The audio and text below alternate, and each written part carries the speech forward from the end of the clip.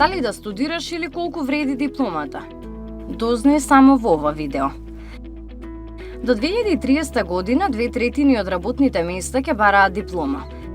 Без неа многу професии нема да ти бидат достапни. Не можеш да бидеш доктор, адвокат, ниту готвач во некои држави без диплома. Зошто? Затоа што дипломата потврдува дека имаш знаење и вештини за таа работа. Има ли дипломата врска со плата? Да, ама во Европската унија лице со факултет заработува 30 до 40% повеќе, има двојно поголема шанса да најде работа во првите 6 месеци. Секако зависи која професија. Ти ја избираш, програмер, наставник или архитект, платите не се исти. Но дипломата не е единствениот пат. Квалификација може да биде и средно стручно училиште, керамичар, фризер, возач, келнер. Овие професии се побарани од било кога и во Европа и на Балканот и може да имаат поголеми плати од некој со факултет. До 2030 година Европската унија ќе има недостиг од над 2 милиони квалификувани работници, вклучувајќи градежништво, угостителство, фризери и IT техничари. Постојат индустрии каде што можеш да успееш и без факултет, ако си одличен во тоа што го правиш. IT секторот сака иноватори.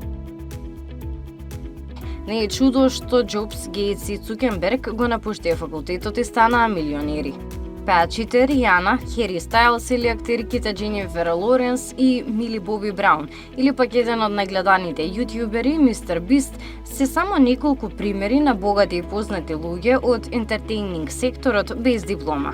Дури еден од најуспешните филмски режисери во историјата, Стивен Спилберг, го напуштил факултетот, освоил 3 Оскари, па потоа одлучил на 55 години да се врати на факултет и да дипломира режија.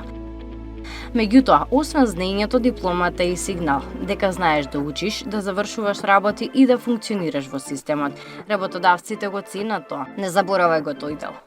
На крајот, без разлика дали ќе студираш или не, еве неколку топ совети.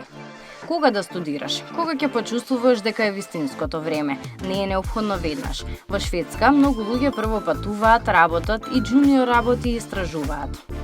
Што да студираш? Комбинирај 3 работи. Што сакаш и во што си добар. Например, ако не си добар во математика, тогаш економија не е баш најдобар избор. Што бара пазарот на трудот? Редовно следи корисни извори како Start.study. Посети сајами за работа, запознај се со работодавците како и со самите универзитети, за да стекнеш подобар увид што се трендовите, кои работи можеш да ги работиш, дали е тоа исплатливо. Одбери квалитетен факултет, затоа што студираш само еднаш и не сакаш некој безвреден производ. И на крај истражи стипендии, бидејќи можеби токму тој смер на факултетот што го сакаш и не постои близу тебе, но постојат стипендии и начини да се запишеш некаде на друго место. Светот денес е глобално село и не е проблем да одиш на студии надвор ако тоа е твојата одскочна даска за твојата кариера. Имаш посебна стар епизода за тоа. Без разлика дали ќе студираш или не, сигурно ќе промениш до 5 различни професии до пензија. Нема една формула, го има само твојот пат. Следи ни и погледни ги другите стари епизоди.